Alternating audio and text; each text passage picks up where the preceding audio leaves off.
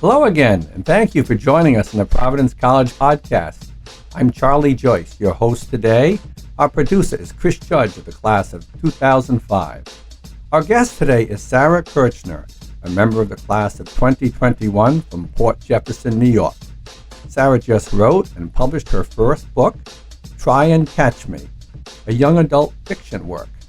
She is a double major in English creative writing and in art history. She also is co-editor of the portfolio section of The Cowl, the student newspaper. Welcome to the Providence College podcast, Sarah. Thank you so much for having me. This is so exciting. Here you are just starting your junior year, and you've already written and published a book. How does that feel? Yeah, so it's really surreal. It's been quite the process, and it's been going on for a while now. So the fact that it's actually out now and everyone can read it and I can actually have it, it's just really amazing to have that. And how did the idea of writing a book develop in the first place? Well, I've always been writing my whole life. It's been a passion of mine. And I decided to just do some short stories, and then eventually I decided to put it all together and make a book. I should mention that Try and Catch Me was published just this past June and is available on Amazon as a paperback and as an ebook. The storyline revolves around twin sisters whose relationship is, would you describe it, maybe a little contentious at times? Tell us more about the storyline. Yeah, so the twin sisters are kind of constantly put against each other just because one's the girly girl and one, the main character, Ella, is like a tomboy. She does soccer and she's very interested in just hanging out with her friends and all that. And so she has a big crush on a boy, and that happens, yeah. In terms of the subject matter, the content, how did that actually come to you? Well, I was inspired by a song, and the song was about how everyone loved this one sister, but the singer was actually interested in the other sister. So I decided to put that together and say, what if they were twins that were always competing their whole life, and how that has been a battle. The book, of course, is geared to a young adult audience. Is there a particular message or a goal that you wanted to convey as a writer? Well, it's definitely about just how someone grows through high school and the kind of changes that you go through. Because when I was writing this, I was trying to quit the soccer team, actually. And so the main character is very into soccer and she loves it, but it's not her passion. She doesn't want to do it as much. And so I was kind of writing that book trying to figure out my way to leave soccer. So I think I needed that outlet. So the book is just about how a girl is supposed to get through high school and all the changes she might go through. And have you received much feedback at all so far on the content matter from friends, anyone else who's read the book? Well, my grandma, it was really nice when she read it. She told me that she really loves the way I put certain things and just the wording of, I guess, how her character feels or their emotions, and she loved how I was able to describe that. So that was a real compliment that I took to heart. You can always count on grandma, can't you? Yes, definitely. Let's talk a little bit about the writing process itself. I'm sure it was a long time in the making, and especially with you being in college, time management-wise must have been a challenge. How about things like conceptualizing the content, organizing the content, the actual writing, and is there a fair amount of rewriting that goes into this, working with the publisher? So kind of steer us through that whole process of writing and putting the book together. So actually, I wrote the book back in high school when I was in sophomore year, I think it was, and I wrote it throughout that year. It probably took me a whole year to write it. And then last year it was when someone finally decided to pick it up. And so throughout this year, I've had to go through the editing process. So that took me a while because the book was actually supposed to come out in May, but they sent me the edited version when I was going through finals week. So I couldn't really focus on the editing process. So I had to push that back a week, and so the book ended up coming out a month later. So it was hard to manage that, but it was worth it. It was worth the wait so I could fully focus on it. And would you say, I think you did reference earlier in the conversation, you kind of had a creative flair as a youngster. I mean, writing, that kind of thing. Was it always something, that you did, young or draw or whatever? Was there a creative flair there early on, as you recall? Well, when I was in elementary school, they used to always have us write, I guess, short stories every year. And at the end, they would do it about the author, and we'd have a parent interview us. And I always either said I wanted to be a teacher or a writer. And so currently I'm studying to be a writer. So that was something I just decided to follow. And my whole life, I used to just come up with stories in my head, and I would make up music videos and just play out certain storylines. And I guess I decided to finally put that together in words and see it on paperback, which is really cool. You sound like the type that might have kept a diary. Did you ever do that? Yes, I still have one actually. So. Is that right? Mm-hmm. Wow, wow. And currently, I know, of course, you've written for the portfolio section of the Cowl, Yeah. and this year you're one of the editors of the portfolio section. Have you written a lot both for the Cowl and beyond, any other, or just for resources, or just for your own enjoyment, or maybe a combination of the two? Well, so I've definitely been writing constantly, but being in the portfolio section, I decided to join so that I would keep that creative outlet going. And so it was a way for me to just always have ideas and always force myself to keep writing. So that was really fun to do. And being an editor, I don't write as much for the section, but it's still really nice to read other people's work and kind of see their ideas and how they write. So it's a really great influence.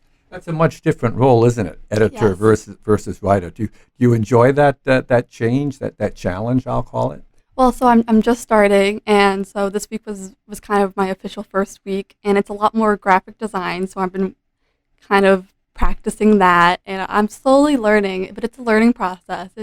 It's interesting. It's a completely new role that I never thought I'd take on. Sure, sure. I would imagine being early in the semester, you don't have a full staff of portfolio writers, but how many are you working with currently? The meetings are kind of small because obviously we can't get everyone together at once. It's hard, especially with certain tests coming up. So usually there's about 10 people at the meetings, but we have about 15, I think, on the section. So, and when people are abroad, we still kind of encourage them to send in content if they want to be featured in the Cowl still. That's excellent. Yeah. And for those unfamiliar with portfolio, what is kind of the range of, I'll say, topical areas? Yeah, so it's the creative writing section. So we have short stories in there, poems. We do the listomania, which is just kind of a fun list. And then we do the Tiff and Earl question, which is kind of a satirical question. And yes, it's fun. It's a really fun group. I bet.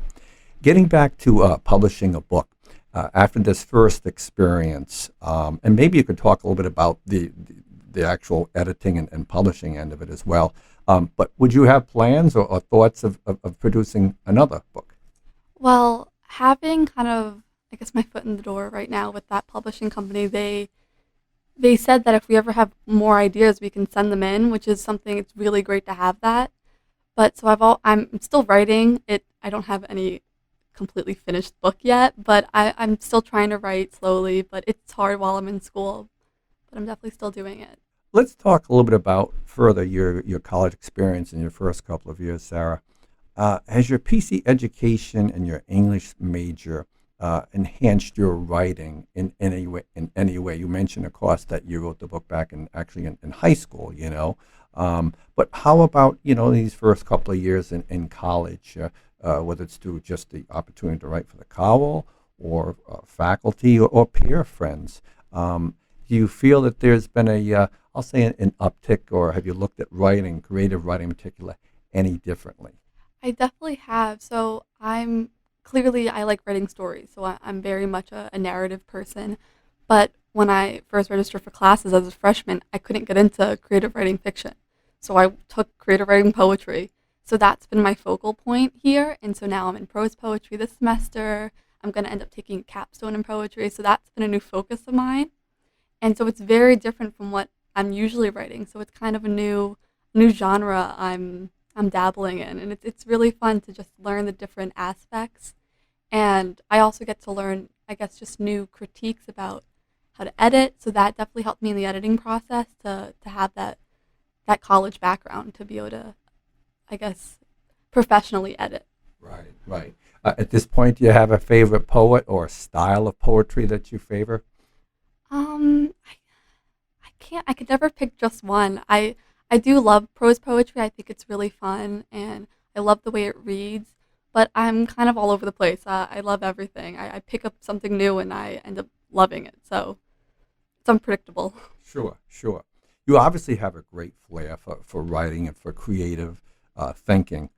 As you look back over your young life, were there particular people, teachers, mentors in any way who encouraged you at all to write and write creatively? Well, in my acknowledgments, I actually thanked my sixth grade reading professor because we had this assignment to go home and write an extra chapter. We finished the book, and he said, "I want you to write a new ending." So I wrote a new ending, and I thought so hard on it. I had my parents read over it, and I was so focused on it. I gave it to him, and he said, "I really like this. You hit the nail on the head. I want to read this to the class." And I was so honored that he did that. And I think ever since then, I'm like, wow, I can do this. This is something I can have a talent for. So. Excellent. Sixth grade, that's really a compliment. Yeah. Yeah, awesome. And in terms of the art history major, that's something you declared at the start of your sophomore year. What really steered you in this direction? And I might add, too, that you mentioned you're working now for the Department of Art and Art History. Mm-hmm. So, why the different direction? Well, so when I was first registering for classes, I don't remember who it was, but one of the professors said you should take a art history course just to, take a fine arts. So I did ancient art history, and I loved it. And then I went to England over winter break, and I went to the British Museum, and I knew all the artworks, and it was so amazing to just see a museum through those eyes now. And I decided to pick up a minor, and I took some more classes, and then I found out I had a really strong passion for it. So I made it my major sophomore year.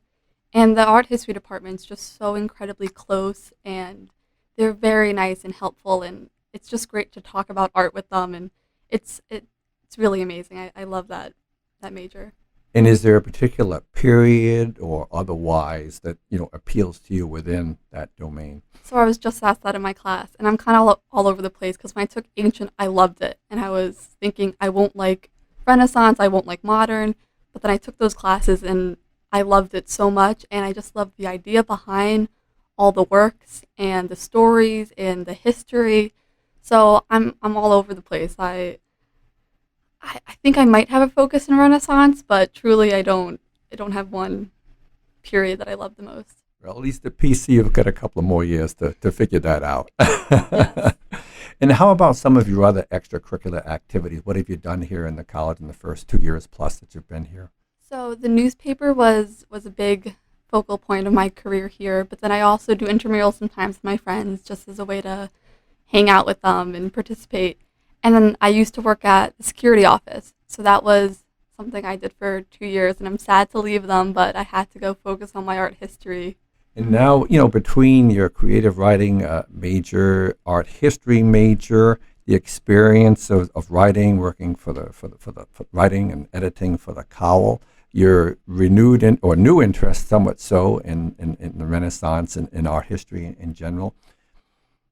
Where, after that's all done with your college education, where would you see maybe your life leading?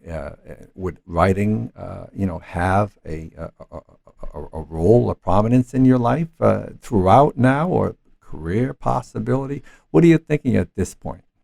Well, I definitely want to go to graduate school, but I'm kind of jumping around what I want to major in. I'm thinking art history maybe because I just love it so much, or maybe museum studies, but of course I always want to write. So then I throw that idea in the mix and say, do I just want to write professionally and try that out and see if I can do it?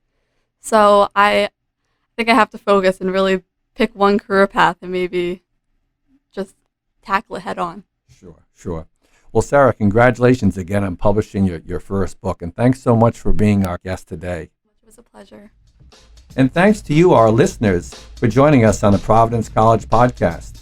You can subscribe to the podcast in all the usual places: iTunes, SoundCloud, Stitcher, Google Play, and Spotify. Thanks again to our producer, Chris Judge. I'm Charlie Joyce. Until next time.